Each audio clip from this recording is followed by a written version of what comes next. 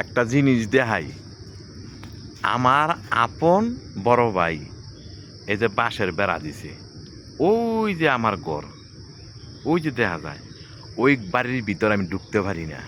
এন্দা বলে হ্যার জাগা। কি করছি বুঝছেন? বাপের টেয়া দিছি, বাপে জাগা রাখছে, বাপে বন্ধ করিয়া হেরা দিছে এন্দা, আমার দিছে হেন্দা। আজকে আমার টেয়া দিয়া, আজকে আমার জাগা রাখিয়া, আজকে বাইর যাওয়ানের রাস্তা আমার লাগা বন্ধ। অথচ আমার ভাইয়ে 5 ওয়াক্ত নামাজ পড়ে, জনগণের সেবা করে, হ্যাঁ, মসজিদ মাদ্রাসায় দান করে, অথচ আমার ভাইয়ে এন্দা আমার বাইর যাওয়ানের জায়গা দেয় না। তো এটা আপনার একটা বাস্তব চিত্র দিয়ে আইলাম।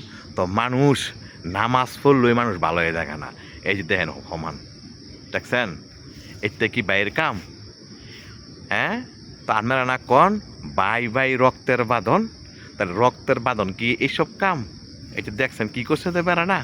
তো এইটাই কইলাম আর কি, নিজের স্বার্থের লেগিয়া আপন ভাইও আপন বাইরে ছাড় দেয় না, এটাই বাস্তব।